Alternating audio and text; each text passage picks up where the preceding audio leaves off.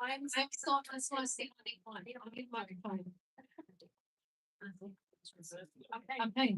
Welcome to Voices of the Sun. Before I begin, before I continue, I'd like to acknowledge the traditional owners of this land. Okay, today we do. It's lagging a bit. Yeah, it's lagging a little bit. Yeah. I'll just speak. Okay. So we hold our first lecture. We have another 3 to follow in 2026. We are privileged to have Pandora Petrovska here as our speaker today. As we reflect on the lives, strength, and experiences of our Macedonian great-grandmothers and how their stories help us better understand ourselves today. So there will be a time at the end for questions and discussions, guided by Annetta Ramirez here. Before we begin, just a quick note: there are toilets through that brick door. Like there's a doorway there at the brick wall. If you go right around, and please have your mobiles on silent throughout this lecture, just to help us as well. Okay, what else we got? To commence and start us off, I'm going to call up Kayla, who has been singing from a very young age, from around 5 years old, Macedonian music, poetry, and she's, very popular out there with all her songs now. And she's got she'll even sing one of her own songs at the end. So to start us off, we're going to be singing, correct me if I'm wrong, Kayla, Somaki Sumserovila. Yes, beautiful. Yes, Shivan. We may have to do a bit of a sound check. Okay, let's try this. I should be okay. Yeah, just play it. Yeah. Okay. Kayla, just watch the wire.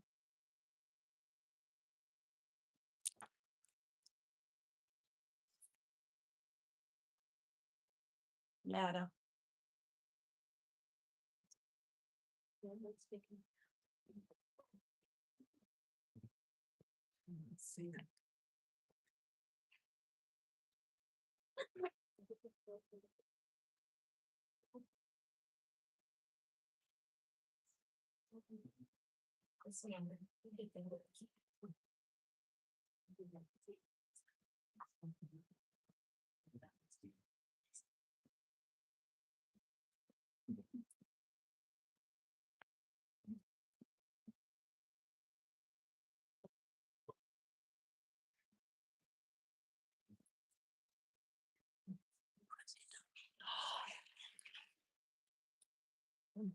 Yes.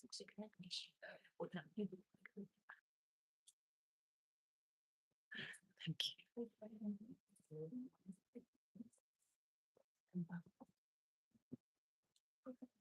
You're ultra star.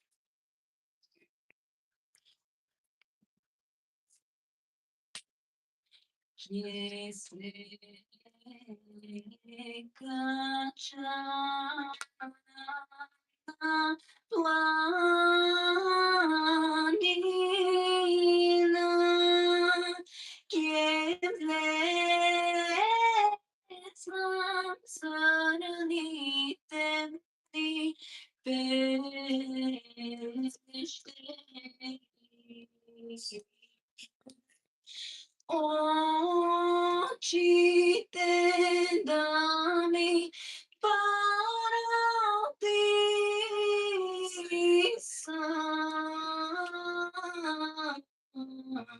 Sonceto da nego.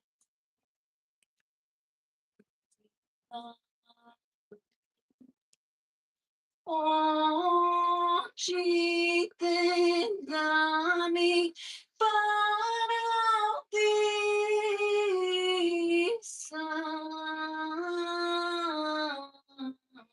Sonceto da nego.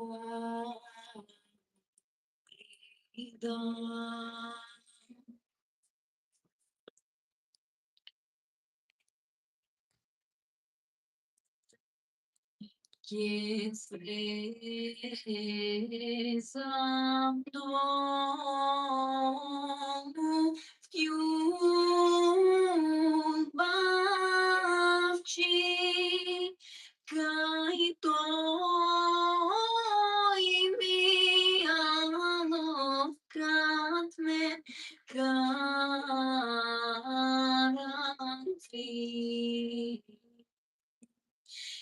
Kai toi mi alokatme garanti. Kai toi mi rambel si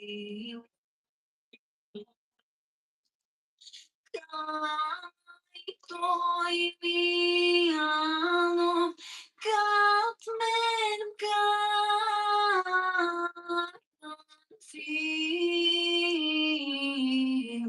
Kai toi mi rambel si.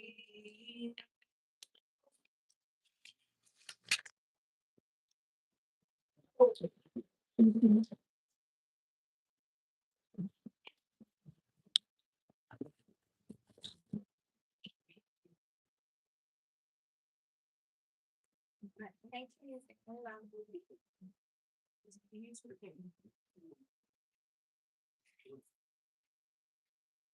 It is my great pleasure to introduce our guest speaker today. Pandora Petrovska has had a long career in language education, working in teacher and curriculum development as a principal class officer with the Victorian Department of Education. She has worked with Indigenous language teachers to develop training packages for Aboriginal language reclamation in Victoria. Pandora has completed a PhD, has published 2 biographies and numerous articles. Her research interests include language, oral history, and expository cultural writings about the experiences of Macedonian women. Her fierce advocacy for the protection of our human rights and our Macedonian language show us how the power of knowledge and courage to refuse attempts of erasure can defeat injustice. Her contributions to our community as a teacher, researcher, academic, and activist are admirable and inspiring. I'm also very proud to share that I am one of many VCE graduates who were taught by Pandora.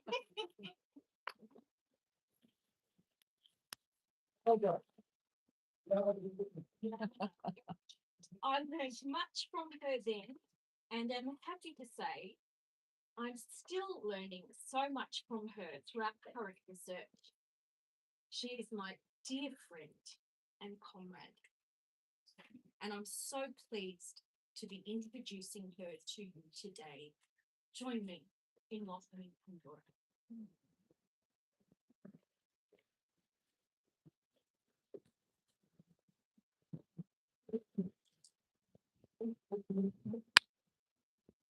Thank you to all of you for being here today. I'm really honoured to have been asked to present the first series of the first lecture in the series of lectures that are to come, hosted by Nasha Makedonija. In the 1990s, there were a series of Australian Macedonian conferences held in Melbourne, Perth, and Adelaide. Then the Australian Macedonian Human Rights Committee held community forums as well as international academic conferences, and they published books and articles. We were very lucky also to have Politicon Publishing in Sydney, publishing Australian Macedonian authors, and they are now a large repository of stories and essays about Macedonians. In the early years of our community, when it was establishing in Melbourne, there were meetings, and I used to go with my dad in the 1960s to the Sveti Georgi Church, and there were writers and poets and others. So I think that this initiative carries on the tradition long established by our elders. It's an excellent idea to provide a vehicle for another generation to present their research and their ideas. And it's really a fantastic initiative. So let's start with this lecture. Our Bubby used to say, od lošo ima pološo I od pološo ima ušte pološo. There is bad, then worse, then even worse still. So I'm going to take you back 100 years or more than 100 years to the first 50 years of the 1900s to understand how we came to be here in Australia. And things did get a lot worse after the Ottoman Empire. This presentation will explore the way in which nationalism genocide, as it's come to be known, impacted the lives of our great-grandmothers, our grandmothers, and our mothers. Extreme acts of life force atrocities were experienced by the Macedonian people during the fall of empire and the rise of nation states, which annexed the Macedonian peninsula. When the powerful decide to take your land, they can and they do, and this is colonization all around the world.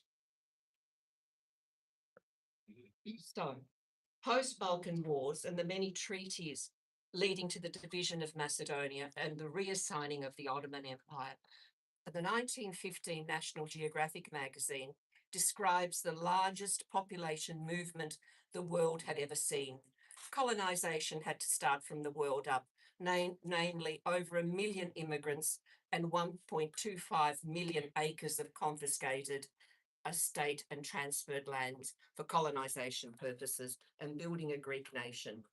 Our grandmothers could tell us about settler colonization, how it was implemented by talking about the coming of prosvigi families who to their villages and the way that they lost their land, which they had purchased from Turkish families who were fleeing after the Ottoman Empire collapsed. They also spoke about the settler violence which resulted in their sons going on Pechalba to the Jara timber forests in Western Australia in order to avoid death or jail. because the settlers had way more rights than the Endopi, or natives as they were called. But they couldn't tell us the way it was coordinated by the League of Nations. For example, in British Foreign Office documents from the Mixed Commission on Greco-Bulgarian Immigration in Western and Central Macedonia, which was led by Colonel A.C. Corf from New Zealand, 1919. This is where we see the greater powers at work on our grandmother's homeland. So, the power to name. When you go looking for your Macedonian ancestors, you're going to find a lot of labels. Just remember that whoever has the power to name you has the power to define you according to their criteria and needs. In this case, it was empire or nation state. Labeling is a colonizing tool to redefine native populations and the land they live on. Like the British when they came to Australia, they changed all the Aboriginal place names to English ones, and now they're being changed back.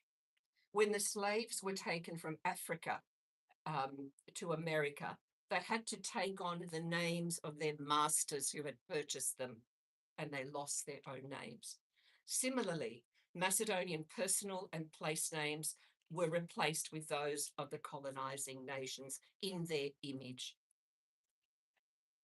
So let's have a look at some of the administrative designations or the labels our people have had. And I think it's a lot of labels for one group of people. So under the Ottomans, people were classified as Christian or Muslim. Then came the nation states, and again, people were classified according to the religion and national designation. In British Foreign Office documents, you see Slavic speakers, Slavophone Greeks, and so on. Then came the Yugoslav Federation and the People's Republic of Macedonia, and a native nation state was formed. But then came independence in 1991, and the Republic of Macedonia became FYROM, and now it's North Macedonia. So here are the labels that have been used for the native Macedonian speaking population. And they said at that time to have numbered about 2 million, maybe 1.5 million, depending on the commentator. So where do we find our great-grandmother's footprints? We're going to have a look at some images of them from 100 years ago. But when we go looking for them, we'll find that they have different labels depending on which nation state was created on their homeland and who is writing about them. But if we know their original place name, we know we found them regardless of those labels. So this is a 1914 French postcard of a little girl from Lerin. So they're already using the Hellenized name Florina. But my great-grandmothers and my grandmother made these types of outfits for our mother, and they refer to the campaign d'Orient, which is the First World War. The term Orient refers to a place that's backward or uncivilized, and the Ottoman Empire was considered to be a bit of a backwater. So the following photos are from the National Geographic magazine and from 1914.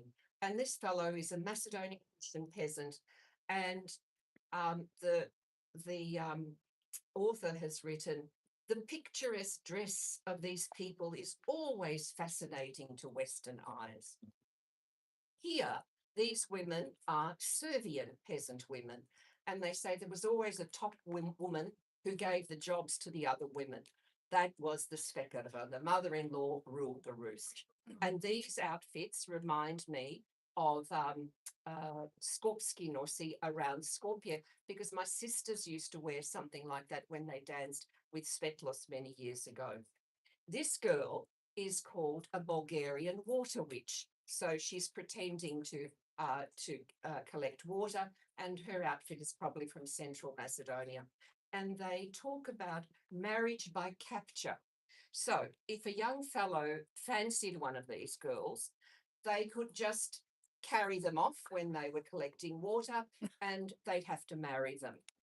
So we'd call this abduction nowadays.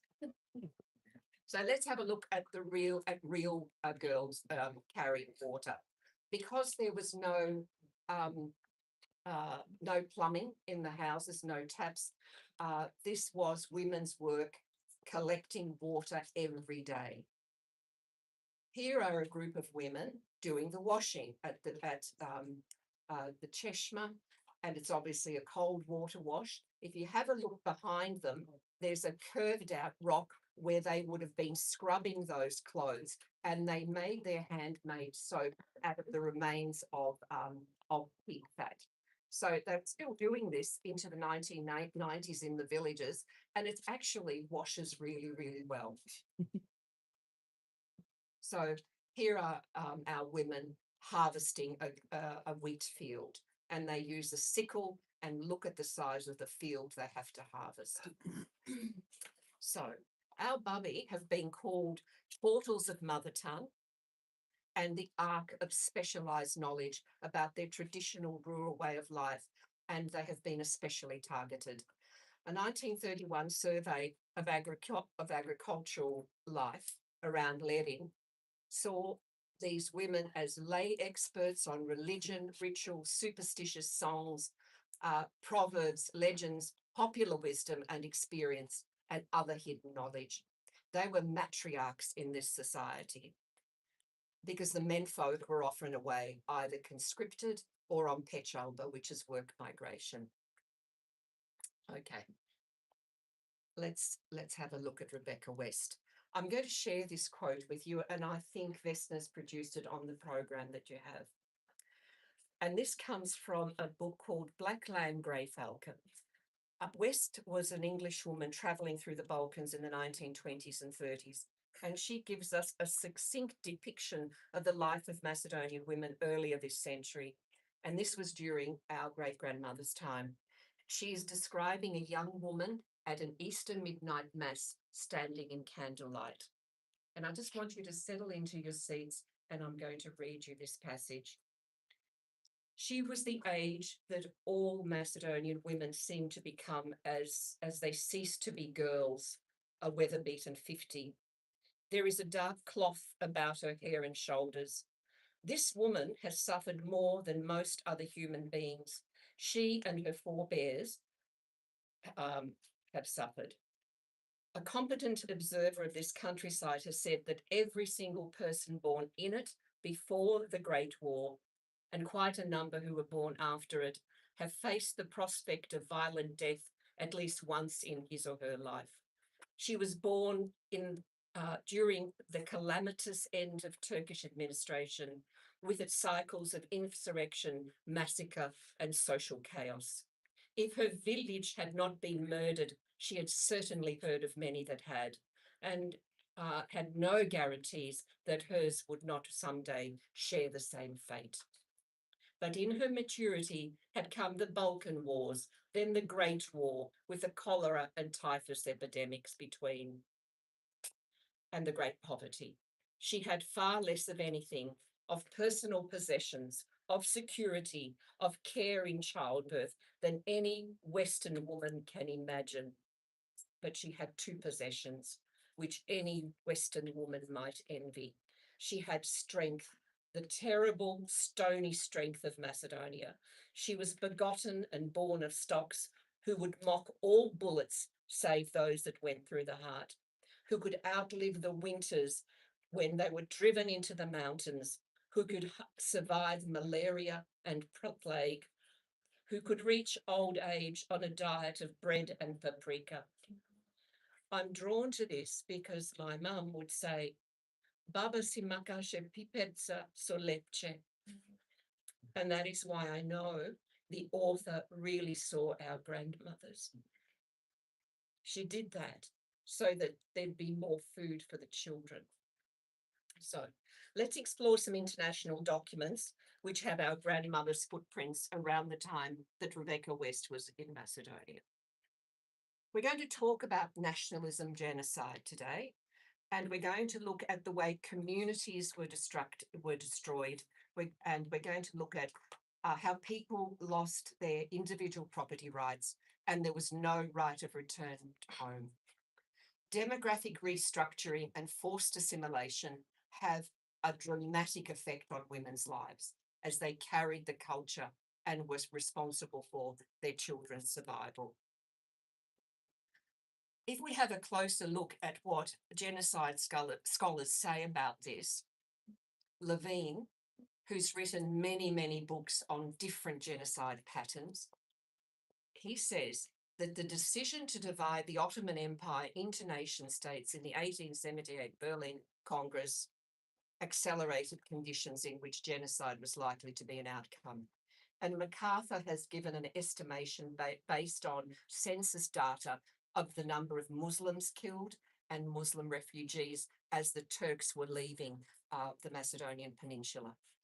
They believe that there's an equal number of Christian deaths. So our numbers would be in that Christian death number, but also in the Muslim numbers, because there were a small amount of Macedonians who converted to Islam because they pay less taxes. So much history's been written about the Macedonian question or problem, meaning we were a problem needing to be solved because our grandmothers were living on land somebody else wanted. Writing was usually in the voice or voices of the powerful empires and nation states who signed a multitude of treaties and agreements amongst themselves for possession of territory. The initial civilian carnage and forced population expulsions were recorded by external observers in the Carnegie Endowment Report of the Balkans, published in 1914. The Carnegie Endowment for Peace was a philanthropic organization established by a steel magnate in New York. It still exists and sends researchers to war zones like Gaza. It records issues like climate change and food insecurity, and so on. Sadly, this is where we find our great-grandmother's footprints and the destruction of their villages. So, observers recorded destroyed villages, civilian killings, rapes of women and children. Sadly, no action was ever taken against any of the perpetrators. Rather, the great empires put structures into place that assisted massive population displacement and land dispossession. The appendices of the Carnegie Report also show the cost and business of war and the way in which it was funded, as well as the justification as to the origins of the two Balkan wars and the rivalry for Macedonian territory. The Carnegie Report, however, does call out the great powers policy on the Balkans, which led to military invasion or zones of influence, and discusses the protection of civilians in warfare and uses terminology such as war of extermination, deportation, campaign of murder, forced emigration, massacres of prisoners, and violence against women and children, and horrendous living conditions in refugee camps. Historians hold that it was the first instance of a public document attempting to assign responsibility for the massacre of civilians by asking whether the atrocities are committed by officers and soldiers following orders from commanders or armed bandits. It also has letters from soldiers who are writing home, and this is one of them. And this fellow can't even find any paper to write the letter on because they've burnt everything. So the next part is outraged women. This is the word used to describe rape. And this is what the quote from the report is: widespread and almost universal maltreatment of women and girls by the soldiers of the three nations left behind moral consequences which cannot be estimated. So the report has names and ages of victims in depositions, and, for example, young women from Korčani who died after the outrages, and there are many examples of similar deaths, but no women were spared, regardless of the background. During this time, it's estimated that 40,000 Macedonian-speaking Muslims were forcibly sent to Turkey, even though they might have been Turkish. They'd find themselves as part of a mass expulsion of Turkish Muslim population who feared both the Greeks and the Bulgarians, which the Carnegie report estimates is greater than 200,000. Now, the Carnegie observers were in Macedonia for a very, very short time frame, and they were only able to collect the information that they were able to collect. The report documents them fleeing through Solun, Drama, and Kavala in pitiful camps. The Carnegie report reports that over 100,000 find their way to Bulgaria. The report provides a breakdown of those towns and cantons they were settled in. Husbands looking for their wives, parents for children, flocks had been seized, crops abandoned, homes destroyed. The peasant abandoned everything and fled because they did not trust the Greek army with their lives. So let's talk about the population displacement. The depopulation process is first cited in this 1914 report as Greek authorities being determined to dispose of the lands of the fugitive population, and I quote, as though it had wiped out all private property rights.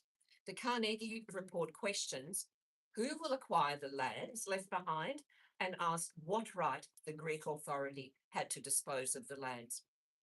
In the Kukush region, for example, there were 40 villages raised. In Kukush town, nearly 2,000 houses, large numbers of shops and mills. Observers note that Kukush had over 13,000 inhabitants and there were only 400 left in a Catholic orphanage. The number of villages and houses there listed by village and number, including Turkish villages. So the houses estimated to have been burnt by Greek soldiers in this south to north military exercise is about 30,000. There was pillage and plunder of everything, and the English Red Cross was there treating cholera. And we know from our family stories that in some families, almost entire families were wiped out by cholera. The endowment observers also capture the dehumanizing language about the people in Macedonia. During this time, nearly 1 million immigrants from the region went to America, and they've got a record of the money being sent home. Now, we have two Dedovci who were in America at that time. Dedo Veljan, my dad's uncle, and Dedo Petre, our mother's grandfather. So here are some of the place names in the report. And I thought it was important just to list some of them. There's a lot more, there's pages and pages of them. Because the report has names that are familiar to us, and because the report also has several labels referring to our people. This includes Bulgarian or Serbian, depending on the school or churches operating in a particular region. But there's a French ethnographic map also, which includes Slavs of Macedonia. And that's as distinct from Bulgarian or Serbs or Albanian, Greeks and Romanians and Turks. So the categorization and labeling according to knowable groups of a new nation state is based on known kingdoms. And this had the effect of erasing the native populations like ours. So natives are not a known entity. They are there to be assimilated. So let's have a look what the International Red Cross said. So what happened to the Macedonian Christians who had no alternative but to escape to Bulgaria?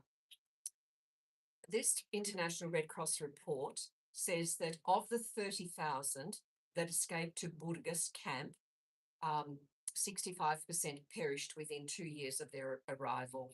And this is described by Lucien Kramer in the Revue Internationale de la Croix-Rouge, November 1925, as follows. When we saw the miserable situation of the refugees in Bulgaria, we thought we were in one of the circles of hell by Dante. This is the real scandal of Europe, which is unbearable. So the date of this is 1925, but this would have started to happen during the Balkan Wars, 1912 to 13. They lacked clean water and food for weeks and froze in the wintry conditions, wearing only the clothes on their back. Diseases like cholera and typhoid appeared.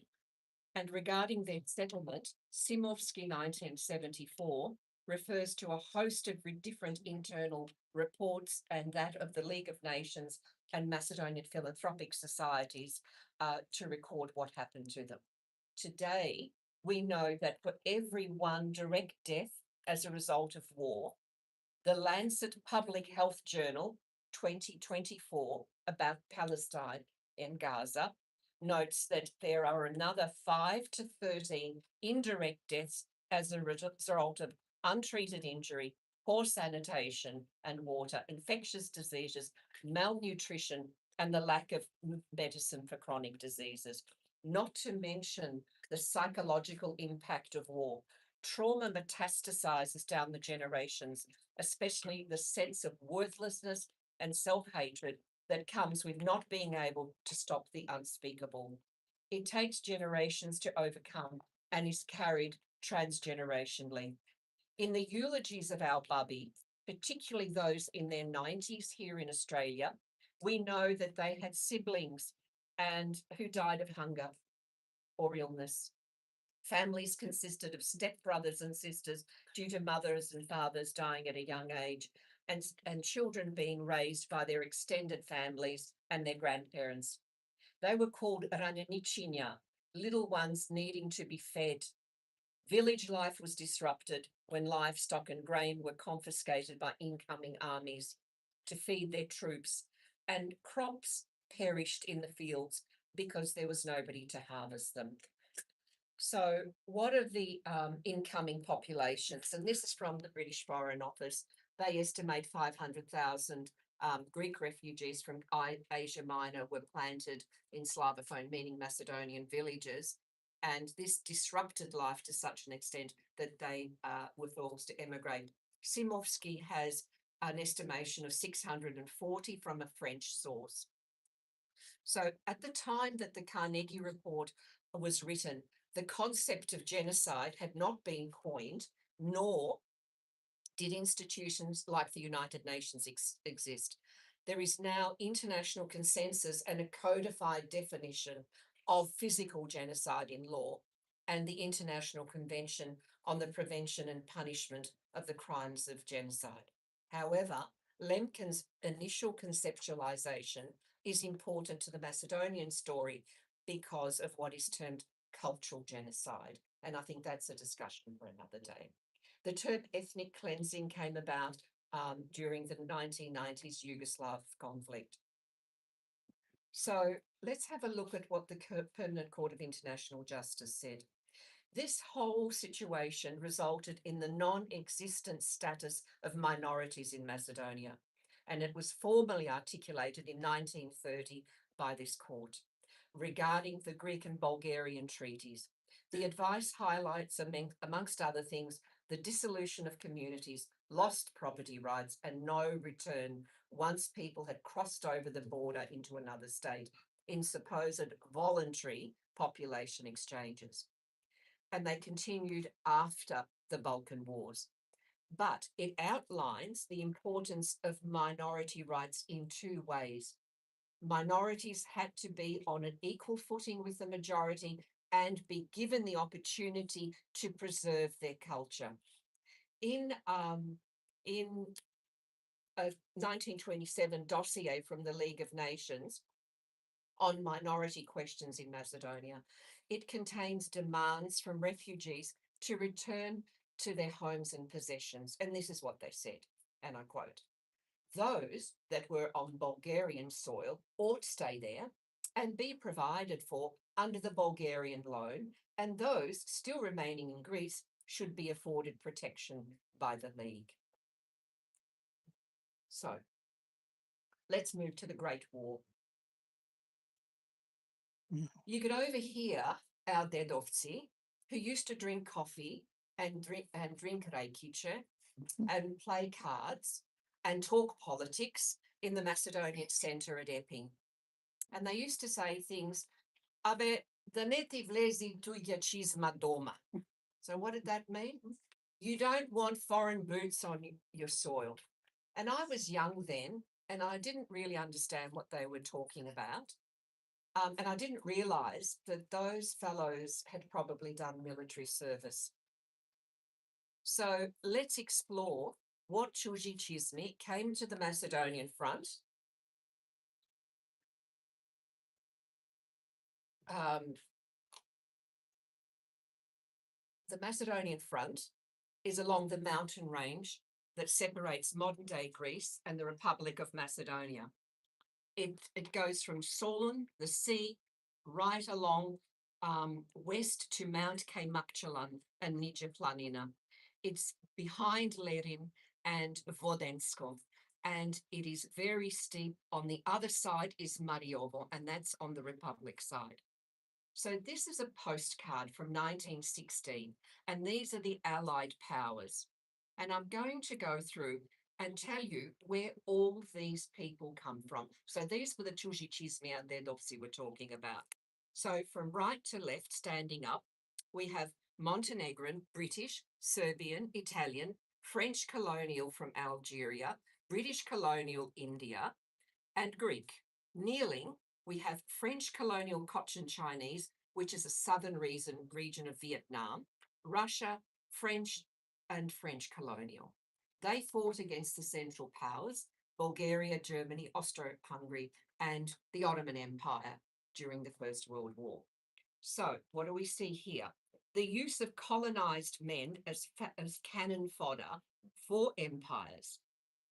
So the remaining Australian troops that survived Gallipoli as part of the British-led campaign to further weaken the Ottoman Empire after the establishment of new nations on European Turkey soil, that is Macedonia, were sent to Solun, to the Solun front, and also to other places in Europe.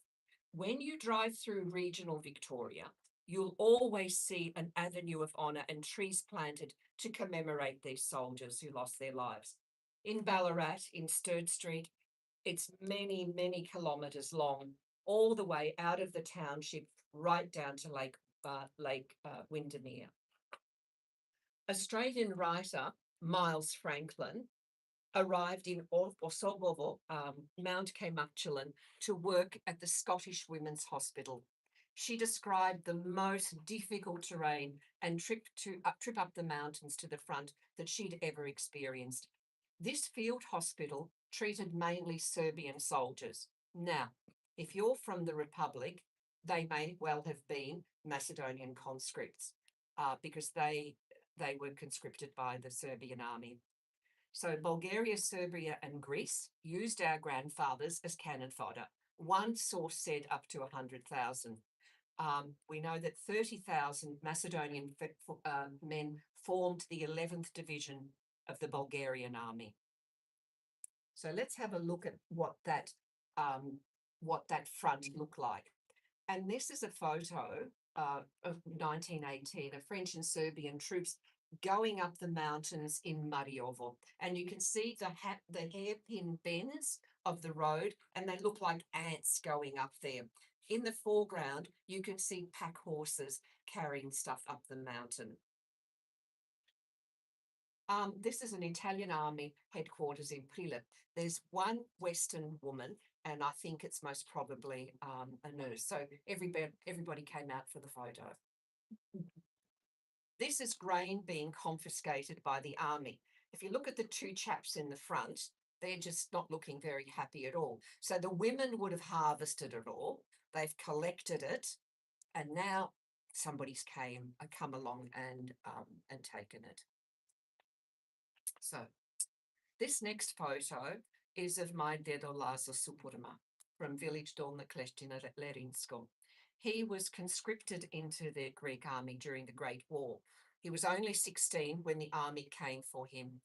So, and according to him, in his words, those boys that tried to escape were shot. The conscription of our grandfathers meant that our grandmothers were left with the heavy work. So if our grandfathers survived the Great War in one piece, some didn't. They lost limbs, and there was an international organisation in Lenin that were helping people that had suffered those losses during the war. They were, if they survived in one piece, they were sent to the Greco-Turkish War between 1919 and 1922. That is, they were sent to fight in Turkey. This was the point at which serious migration starts to Australia. My father's uncle and cousin, who'd served in the Great War, being amongst them. So this is Deda Lazar in his uniform. His infantry was tasked with taking cannons up the mountain on donkeys. One day, his donkey was bombed and killed. Lazar survived. He returned home, married, and had a son. By 1927, he came to Australia. 8 years later, he returned to Kleshtina, collecting his wife, son, and father, and they arrived in Werribee South, where they worked as market gardeners. His grandson was the first child christened in the Sveti Georgi Macedonian Orthodox Church in Young Street, Fitzroy. Deda Lazar threw his war medals in the Werribee River, where he used to go fishing, because he didn't believe that war should be celebrated. His son, Jim, would be the president of the Preston Macedonia Soccer Club in the 1970s. And he was responsible for lobbying politicians to get access to a ground for the club, and that's the Broadhurst Avenue in Reservoir, where the club still is. So let's have a look at let's ask the question, what were our bubby doing? This photo is from a French cemetery museum in Bitola. Now, because so many armies were in Macedonia, there are cemeteries of foreign soldiers all over the place. So this one is on the outskirts of Bitola. I think there's a German one in Prilep, and there are British ones in Solent. So I've included this photo, and it's a very old photo, because I just think it is the image of poverty. Look at the children, look at their faces, look at their clothes, and look at the woman. And I think it's a bubba because the children are very close in ages, and normally bubby would look after all of their grandchildren. So if you're listening to this, your bubba, firstly, was able to give birth without dying during childbirth. She had just enough to eat so that she could feed your ancestor breast milk. If not, she made sure that the armies didn't take her cow, sheep, or goat, so she had milk to make popara for her 2-year-old, and cheese to go with lepche that she was able to make. If the fields where she planted were shelled and not contaminated with gas or unexploded ordnance, she could plant beans, potatoes, corn, vegetables to feed her families. She had to hide her grain reserves so that she could make bread, and she could plant wheat for the next season if she managed to plough up the field without bullocks and horses, which may have also been confiscated by the passing armies. The work was heavy and usually done by the men. If there was danger, she made sure she protected her children and took them up the mountain to hide. She had to be self-sufficient in a dangerous war zone. And as a woman, at some stages, she was outnumbered by the number of soldiers in the land. But when the armies had gone, she had to then protect her teenage boys from exploring the front.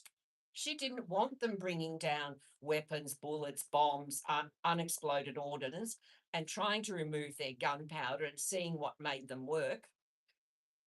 She gave them warnings like, don't go up there, because you can still hear them crying out, but it didn't work. It didn't stop the boys bringing things down. There were many injuries as a result of this. Some lost their hearing, some lost digits and limbs, and some were killed. So now we're going to get to the Second World War, and we've got more Twiggy Chisme. Just look at that list. And this is swirling around our grandmothers' homes and villages. So there are British troops, there are Australian troops, there are German, Italian and Bulgarian fascist troops. There are the Greek troops of the National Army. There's the Hellenic Gendarmerie. There are paramilitary fascist groups, both Greek and Bulgarian. There are right-wing pro-monarchist groups who are also arming the local population. And there's Communist Party groups and Partizani. And on top of all of that, they've got a paid militia, a pro-Serbian monarchist Chetnik group. So what were our Bali doing?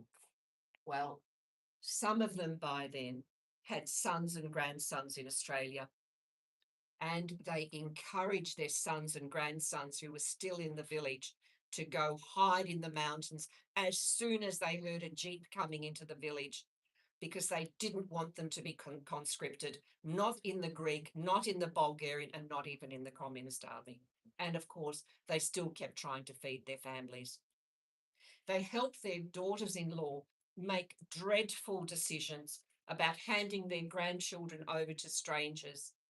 They saw their daughters put on uniforms and learn how to shoot. Some had their grandchildren put into state care because the mothers had lost the right to parenthood as they or somebody from their village joined the partisans. And finally, they saw their people escape over the border with their lives and they left their homes. But the Bubby had to contend with the most devastating time as their families disintegrated. Some families saw one son taken by the Greek army, whilst another one deciding to go with the partisans, and nephews across the border in Bitola being conscripted by the Bulgarians, and you couldn't get out of Bulgarian conscription. And so, yeah, it was really hard. Some men tried to hold on to the guns when the right-wing paramilitary groups handed out guns, and people started to call them pushkari. When the partisans came through recruiting, they would take the guns and say, come on, you're coming with us. And there'd be a political chasm in families and villages, which would be irreparable. And then there were the communist groups of partisan fighters fighting alongside the Allies. And I think our people went with them because it was the best of a bad bunch, and they felt that they would have a chance to have minority rights, if not an independent state. So now we're going to talk about fighting women. So one of the most famous victims of the Greek Civil War was a Macedonian woman called Mirka Ginova. There are many songs in our living archive about Mirka Ginova sung about her torture and execution by firing squad by the Greek state in 1946, early in the Civil War. Mirka Ginova was born in 1916 Rusilo Bobodensko, and is the only woman to be executed by the Greek state for treason. She was sentenced to death as a traitor and an autonomist wanting a free homeland, according to Law 509. She was tried in a military tribunal where she vocally denied all charges. She was taken to the Energyvarda cemetery where she was executed by firing squad with another group of partisans. Her legend has it that she took no blindfold, rather she faced her executors singing a hymn for freedom. She was defiant. The point I wish to make today is that 70 years after her death, YouTube has clips from Aegean Macedonia of young people dancing to her song. This is because this is the way in which we are still processing the collective trauma handed down to us from our great-grandparents. Folk music in trauma-marked cultures functions like community narrative therapy. It is repeatedly traumatized, shared, and emotionally metabolizing. Our songs are the greatest carriers of cultural memory, and in the above context, can be described as a living archive because they're still being sung. When history is painful or contested, and you have an oral culture, Music becomes the living archive, which keeps ancestors and events alive. It records our history. And I want to note here that not everything in our living archive is as sad as this song, because it is in the voice of a grieving mother. We have happy songs, we have love songs, we have wedding songs, we have songs about abundance and harvest. And we have, of course, songs about Pechalba and separate family separation. But Kayla has very generously learned the words of one of Nidka's songs, and she's going to perform it for us today. Yeah, so I'm just going to invite Kayla to come up, and I don't know whether this messes you around in terms of sorting this out. I'll get out of the way.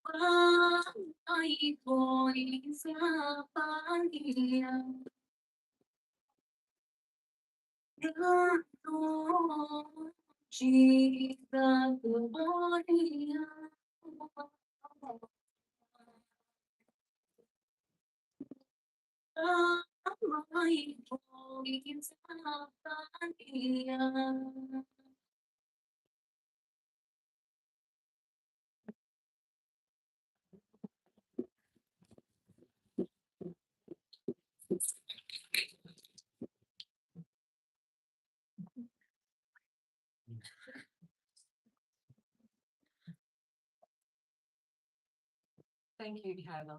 Thank you very much. We have many fighting women in our folklore, like Sirma Voivoda and about 150 women in the Ilinden insurrection against the Ottomans in 1903. And there were warrior songs in 1800s collections. And I think our women really love a good warrior woman story. So we're going to meet another woman. The Lofozanovsky's collection of 2008 has women's narratives about World War II and the Greek Civil War. It has 10 biographies, including women fighters and the mothers who took responsibility for the child refugees to Eastern Europe. And I just want to acknowledge that here today we actually have some child refugees that were taken and their descendants. So during the Civil War, Urania Yurokova became a partisan commander, promoted to the rank of captain and vice commissar of the 105th Brigade of the Democratic Army of Greece. She was a leader of the Communist Party of Aegean Macedonia and organizational secretary of the Women's Anti-Fascist Front. Urania survived the Civil War, only to be sent to Moscow and assaulted military and political jails in the Soviet Union, as well as an internment camp in eastern Siberia, because she was found guilty plotting against the Soviet Union and for being an agent of Yugoslavia and internal imperialism. She denied all of that. This photo was taken when she was released from 2.5 years imprisonment in Moscow. Urania was released in 1956 and finally reunited with her child from Romania in 1958, and the child was taken with the Dețebegalți. The rank and file partisans, both men and women, were sent to Tashkent in the Soviet Union. Now, her story is really interesting and gives us an insight into those years through women's stories. It shows the effect of geopolitics on ordinary people, namely the deals between Stalin and Churchill and the fallout with Tito. Aegean Macedonia would never be part of an independent state. The borders had been drawn by the more powerful, and that was it. The commanders and fighters were removed far from the homeland so that the group could not reconstitute and continue to fight for homeland. And that is why Urania was jailed. So this following quote is from her biography. And I think she was a real character. And it recounts a conversation that she had with a British liaison officer and commander in the Lerin region. Captain Patrick Hutchinson Evans was parachuted into Western Macedonia on the 16th of September 1943, and he remained there till October 1944. The captain says, Urania, I am surprised. In England, we thought that the Slavic element, meaning Macedonians, was totally assimilated after the Great War and that it no longer existed. We thought that the language, the customs were all lost, but wherever I go, all I hear is Macedonian. Nobody speaks Greek. And Urania replies, well, you were ill-informed. No nation can be assimilated just like that. And I bet you see she's thinking, so he immediately reports to London because that's his job. Now, this next extract, and he goes back to London. This next extract is from British Ambassador Leaper to Athens to the British Foreign Office Secretary Eden. Now, Leaper was a key policy architect in Greece at the time. What's important about this is the involvement of greater powers, and the last sentence, which is a direct reference to our villages and people.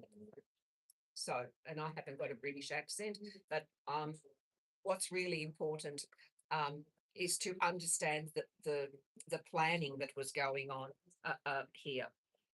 So, this is what he says. On the assumption that the policy of His Majesty's government is to treat Greece as the most important Balkan country from the point of view of British interest, and to support those elements in Greece which are most stably pro-British, and two, that Greece does not wish to belong to a Balkan federation in which there is a large Slav majority, that's us, it would appear to follow that Greece had better not contain any Slav minorities at all. So, and since the amputation of the Slav areas in Western Macedonia and their annexation is a practical impossibility, it would also be economically disastrous for Greece because North Macedonia, northern Greece, is the most fertile food bowl on the Balkans. So, and then he goes on to say, it would follow that, difficult as it may be, a home must be found for perhaps 120,000 Slav Macedonians north of the Greek frontier. So, how do you remove so many people? There are many reasons for the Greek Civil War, such as the intervention by the British, the return of the British monarchy, the Greek monarchy, and according to Yurokova, the reinstatement of many paramilitary nationalist and royalist units which had collaborated with occupation troops between 1941 and 45.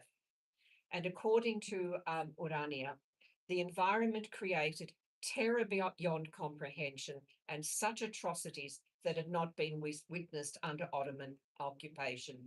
This became a catalyst for many women joining the partisans as men, not to mention continued expulsions and massive outmigration from Lerin and Kostur to places like Australia, as well as across the border to the People's Republic of Macedonia within Yugoslavia and other European countries.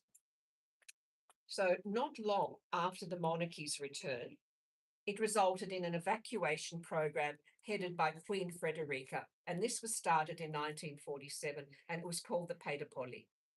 So this is the mission statement of the Executive Committee of the Queen's Fund.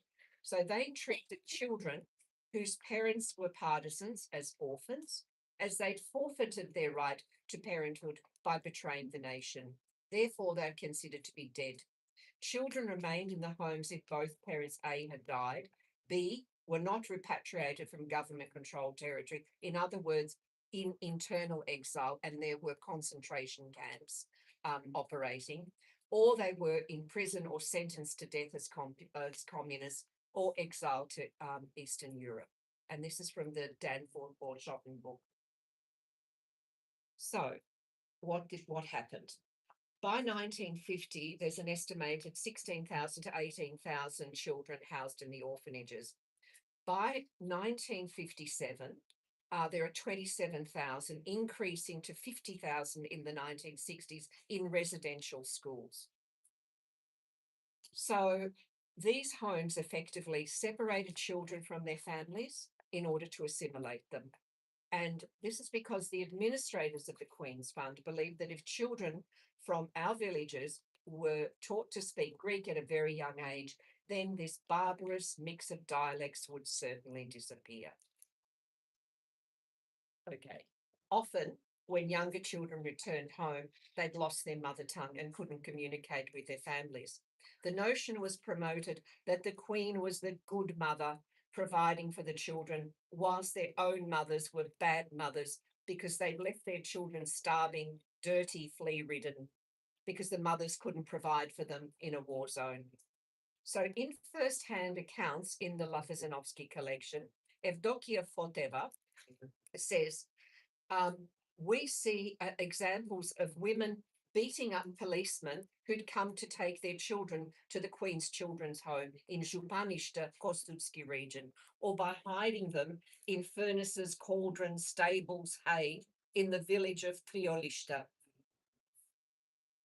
So let's talk about these bad mothers who gave up their children to save them from napalm bombs after the Americans tutored the Hellenic Air Force to fly Helldivers and Spitfire planes provided by Britain and America.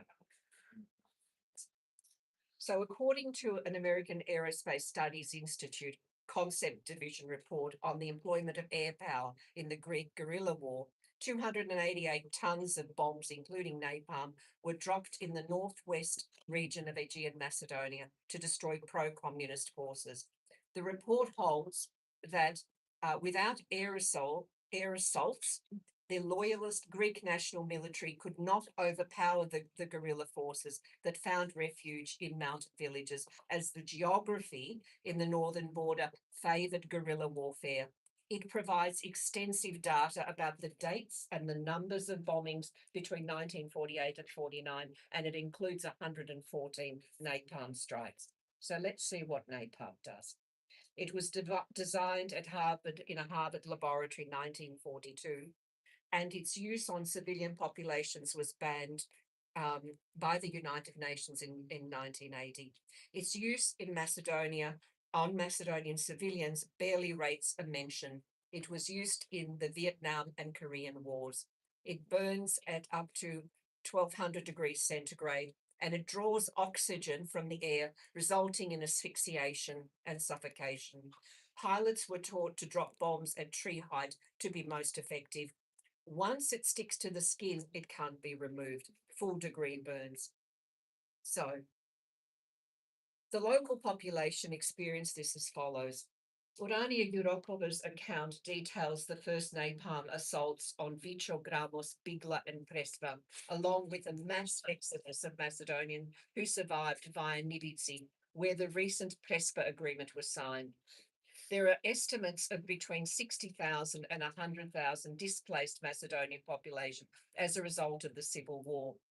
The offensive on Gramos started in June 48 and lasted 3 months. And Urania was injured in August. And in her words, she says, although my leg was broken, I just would not let go of the machine gun until she passed out. Another account notes the way villagers hid in their cellars during the bombing raids. One day when they emerged, they noticed the rocks burning on the mountain and a type of fire they'd never seen before. And the only thing I could imagine it as, it's like a lithium fire. It's really hot. And that's the point at which they thought, okay, we've got to do something about the kids now. And I'm referring here to what become known as the child refugees. So let's talk about the mothers. This following extract is from Lena Dukatovska, and it's a mother's account of leaving her child to be taken by the child refugees. This is a biography, their biography, Stefo and Lena Dukatovsky's biography, entitled Picture on the Mantelpiece, and it is an extract from that. After leaving the child with the child to be taken with the child refugees, Lena was taken by the partisans because her husband Steffo had joined them. She didn't want to go because she was leaving her 2-year-old, and she tried taking him with her, only to return him to her mother-in-law in the village when she couldn't look after him properly. And this is what she says. Which child do you choose? Which do you give up? It's like deciding which finger to cut off.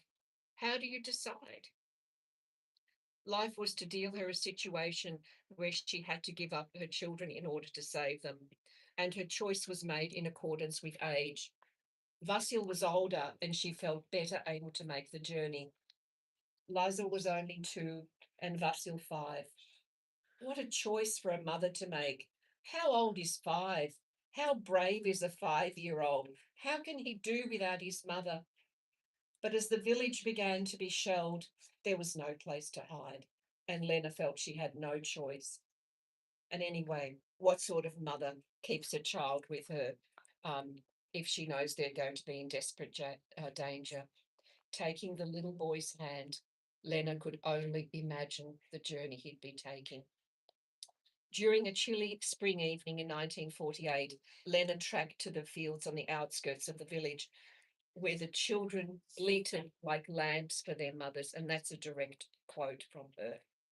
Desata Blair Koyagansa Pomaikide. It was chaos. Some women tearfully screamed, "Take us with you. Take the mothers and the children. Take us across the border. Then we'll come back together with our children. How can you look after so many children? Let us come along also. Children need their mothers." So the question that I'd like to know the answer to is, why didn't they take the mothers with them? And who was making these decisions that affected our women's lives so incredibly? Now, the last thing we need to talk about is collective punishment. Why were so many women and children incarcerated during this time? They weren't fighters, just ordinary women who remained in the villages whilst their husbands and sons were in Australia or on the front lines or sometimes conscripted. So why? According to Yurokova, the prisons were crowded. Many pregnant women gave birth in the prisons. So people fleeing to the mountains, she says, that's how the first purely Macedonian units were created in Aegean Macedonia. So let's go back to the original question. How do you complete the dissolution of communities? Well, exactly like this, destroying the family unit, and by enacting the following laws, which also put into place supporting the depopulation project between 1948 and 1982. So it continues from 1912. Under this legislation, nearly 500,000 more acres of land was confiscated, and more than 20,000 political refugees were deprived of their citizenship. The compilation of village data by Simovsky in 1978 is very important in this context. His book, The Inhabited Places of Aegean Macedonia, he uses census data over the years to track the populations and what happened in every village in Aegean Macedonia. And it is an amazing document. So how did we deal with all of this? So let's talk about grief.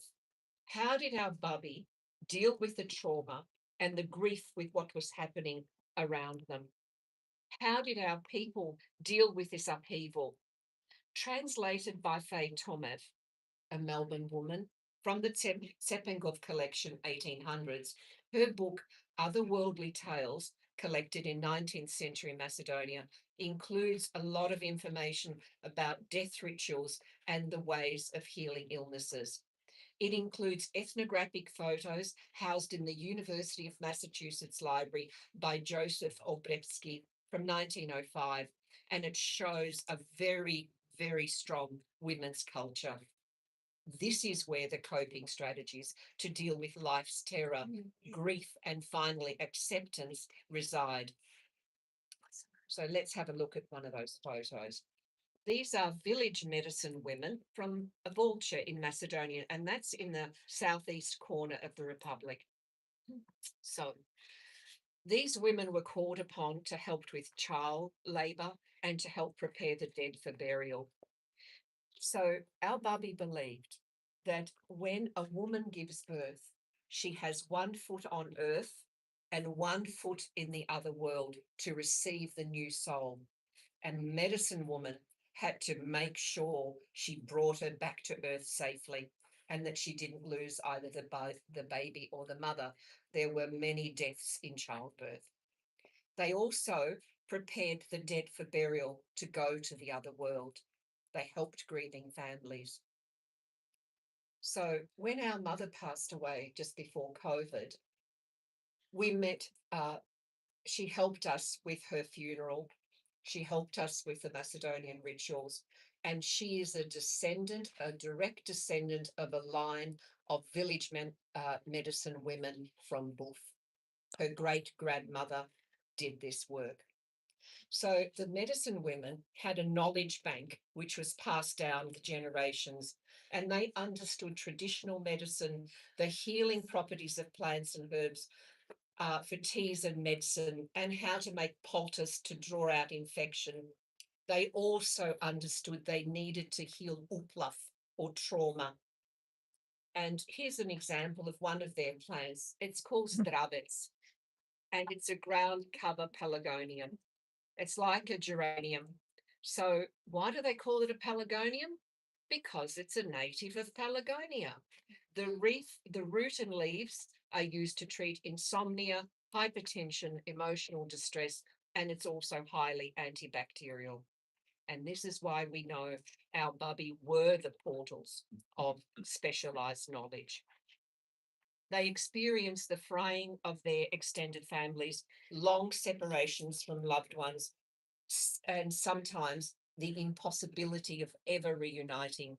They lived the dissolution of their communities, followed by their own invisibility, all aimed at the destruction of this group. And now we see the appropriation of their culture. Well, we will never know the exact number of people who lost their lives and are buried in mass graves in Macedonia. For example, our Dedo Petre is in one of those mass graves near Neoleni, and we don't know where that is. For example, also, at the end of the Civil War, bulldozers dug a pit on the outskirts of Levin near the Sveti Georgi Church, and this is known as the pit, where 500 dead partisans lie.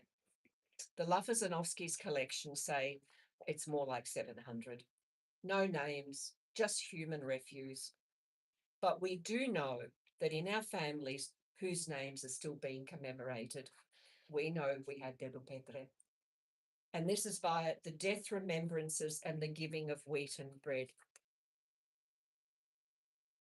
The lack of knowledge is now compounded by the destruction of archives in Greece of security files on individuals, some 17 million, after the law on the abolition of the consequences of the Civil War was passed in 1989. This destroys all records of deaths, tortures, and incarcerations, and there is sometimes an inability to articulate this in places of migration. So now I'm going to introduce you to our great-grandmother, Sveta, and she was a firecracker. This photo was taken in the 1950s when Baba Sveta came to Australia to reunite with her sons and their families. And I'm really glad I got to meet her as a little girl. My grandmothers understood the world in the context of the land they worked with a physical strength comparable to their menfolk. Their labour was the core of cottage industry, produce they traded. Baba Sveta was an artisan cheesemaker. Their lives were profoundly affected by nation building, which led them to leave all that was familiar. They left the confines of the Signor markers. Signor is your border, where you live, your boundary. And these bore old sun signs and different hieroglyphics. They were usually large rocks. and they headed for industrialized urban places of migration in the West, but they still desperately tried to hold on to the defining traditions which were part of them, and they faced another assimilation process when they migrated in Australia. But Baba Tsveta refused to leave her land when her husband Petr begged her to migrate to America with her family in the 1920s. She said, no, I'm not going to leave my land, and I will not leave my ruo. And that's an old word meaning her outfit, her dowry, everything that she had handmade. She was saying, I will not leave my culture. And they stayed. And they bought land for gold Napoleoni from the fleeing Turkish population from around Kleshtina. And even though they had a title, it was confiscated and it left them impoverished until Petra started a mill. This was the woman who threw her granddaughter's Greek books in the fire when the child would come home in tears after being beaten for speaking Macedonian and told she had no real language anyway. Once Baba Tsveta had recomposed herself, because she did get angry very easily, she would say Makina. She called her Makina. Makina, Cheke Baba the Dikaji. Tsveta taught her that she was enough, just the way she was, and that she had everything she could possibly need. There was nothing that school would teach her. She had her ruo, she had her culture with ancient stitches and patterns. She had stories and songs, and she knew all the place names in her senior, the little spring, the rocky outcrops, the flat pastures, the riverbed. This was the best gift Tsveta could have given her granddaughter, a sense that her language and culture were worth something and that she was worth something. She'd say, Ti chinish. This is what we were taught by our mother. And we have our great-grandmother to thank for that.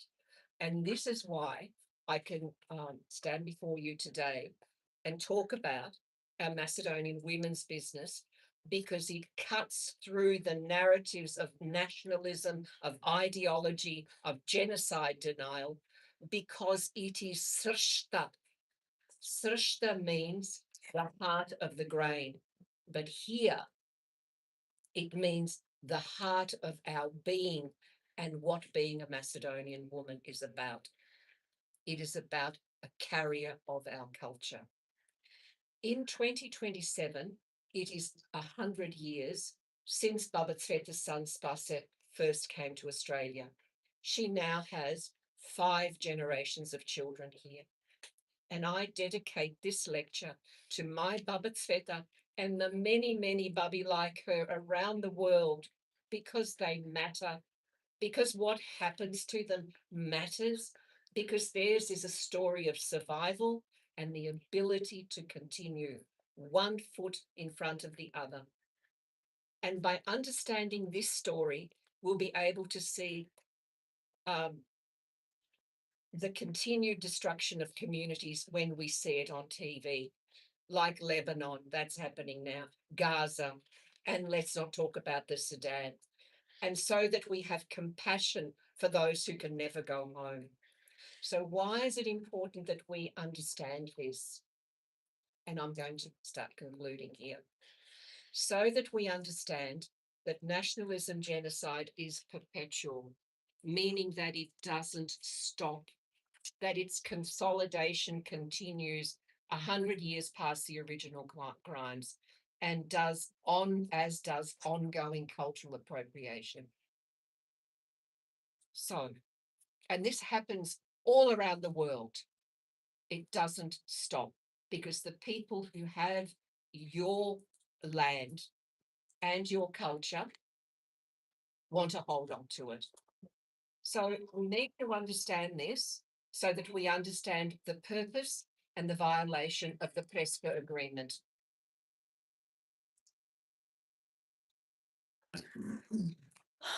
The 2018 PESPA agreement between Greece and Macedonia is about geopolitics by the more powerful and NATO membership. It has the imprimatur of the UN, and it led to the state name change of North Macedonia, and it's very complex. And what I would like to see this lecture series do is invite an international law expert to actually delve into the staggered and difficult UN recognition of the native state of Macedonians and how this has led to another name change. Remember when we were talking about the labels earlier on? It's still going on. But let's look at Article 7.2 because that's relevant to Babetsveta. So it means that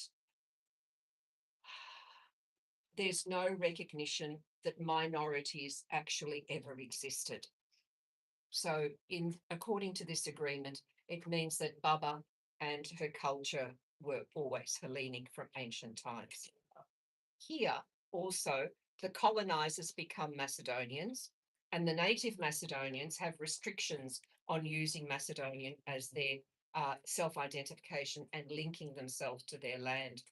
And this is what genocide denial looks like at the end of the process. So remembering our Babi in their homeland and their culture, which was passed down from their Babi and their Babi before them, not taught in any school, is important for the descendants because unresolved trauma moments continue in conversations by younger generations in emigre communities around the world.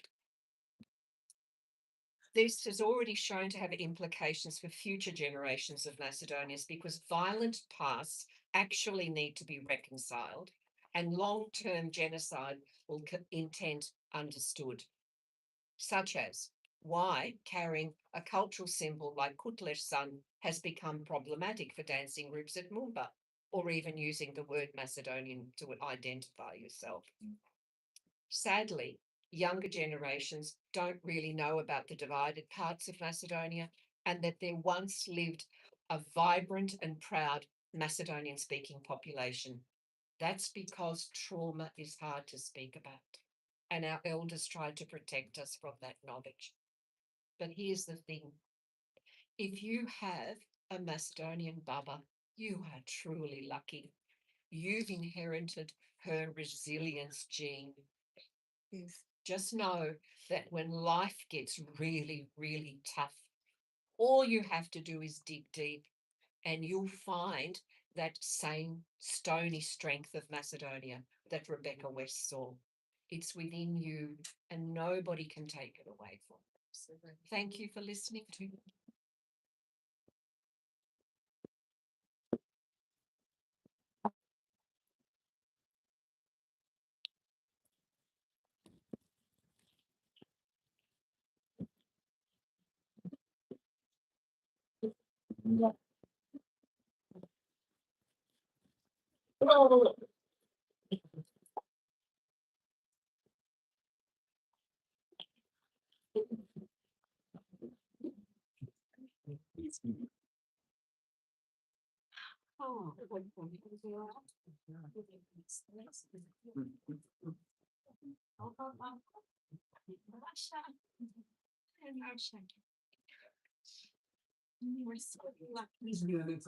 Will you speak up a little bit on it? I said, Opa Baba and Nasha. Yes.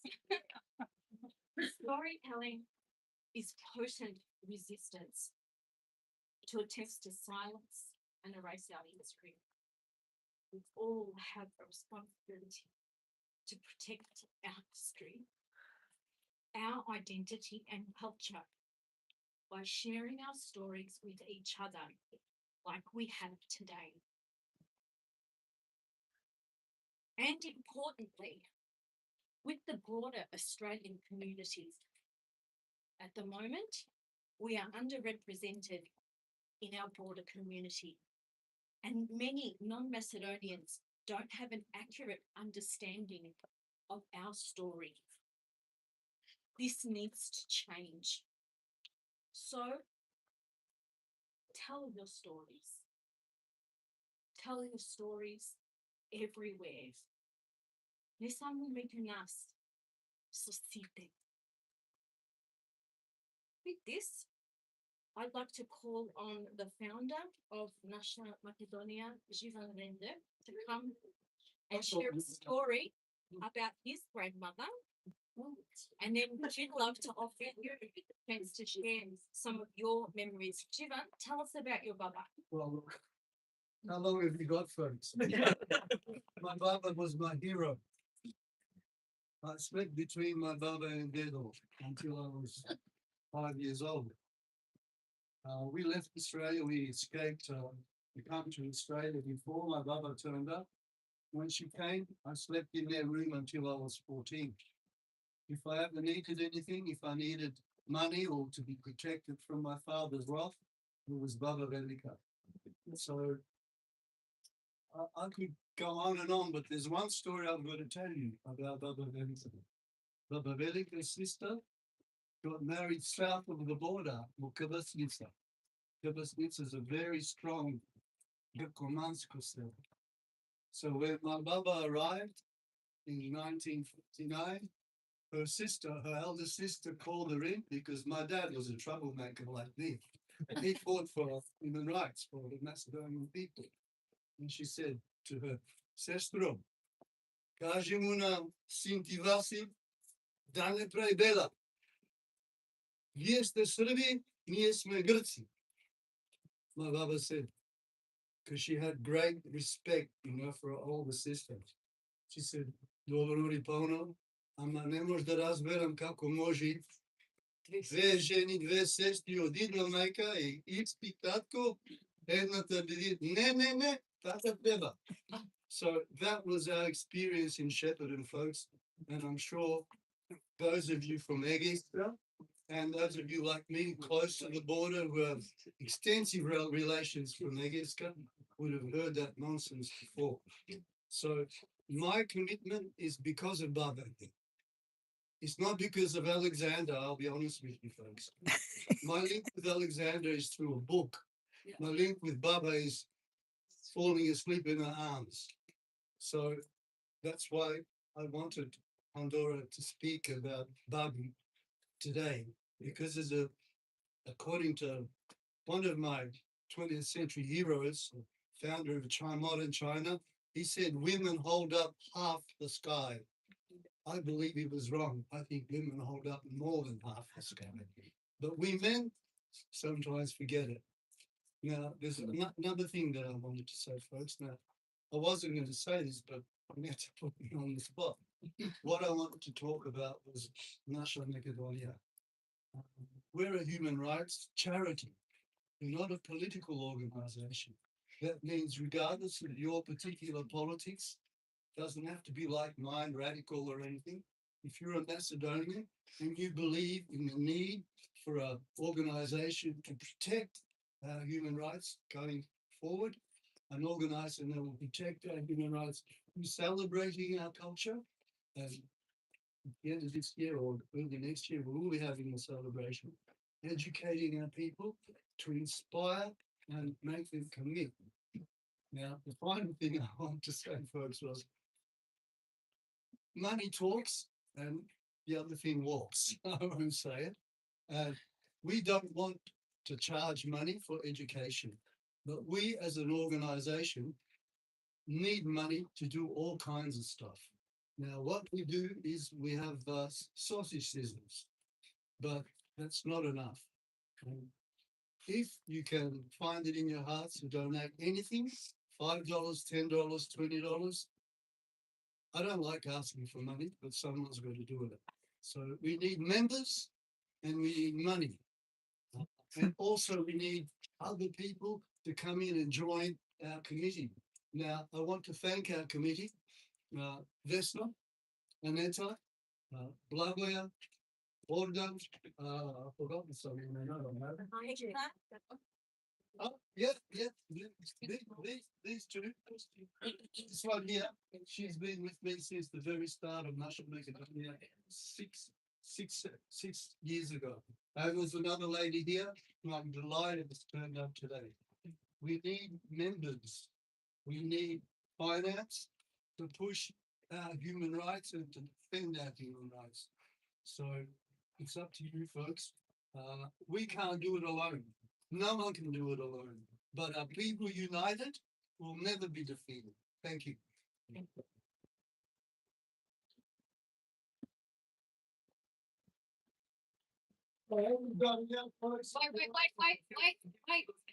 1 second. Just can I get something? We also have one more song, yes?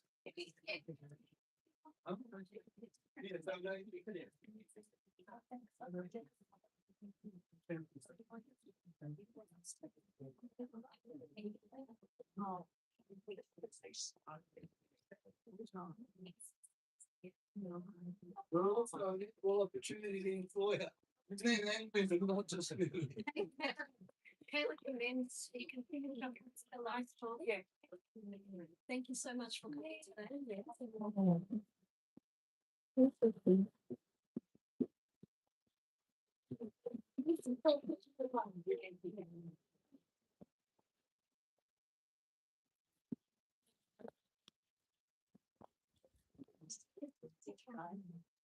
I haven't finished.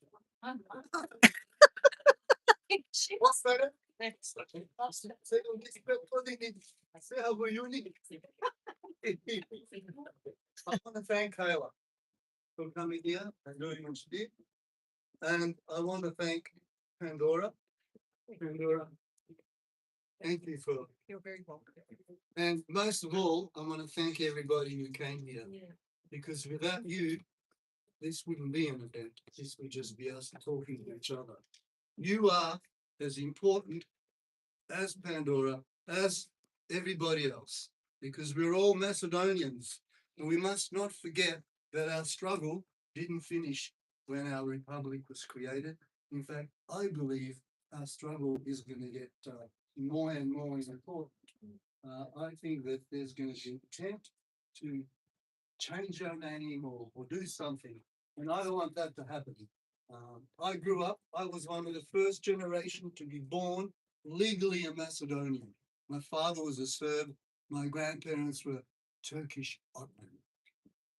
So that's the story of Macedonia. Please help. Before Kayla comes up, also we want to thank Jeremy for filming this today.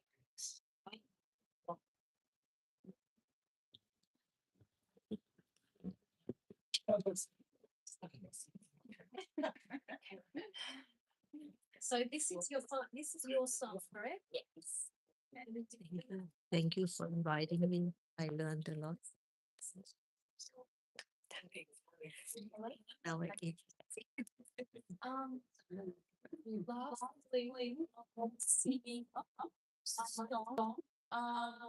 It's called So yeah, I hope you enjoy.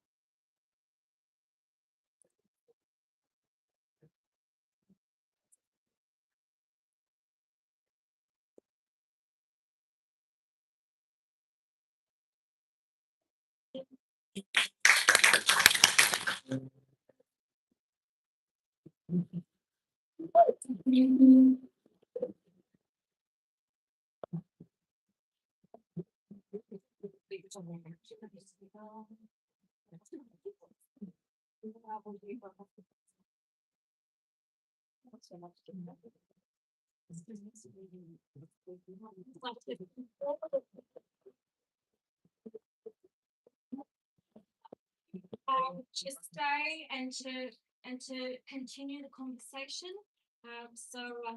Yeah, thanks again. Thank you.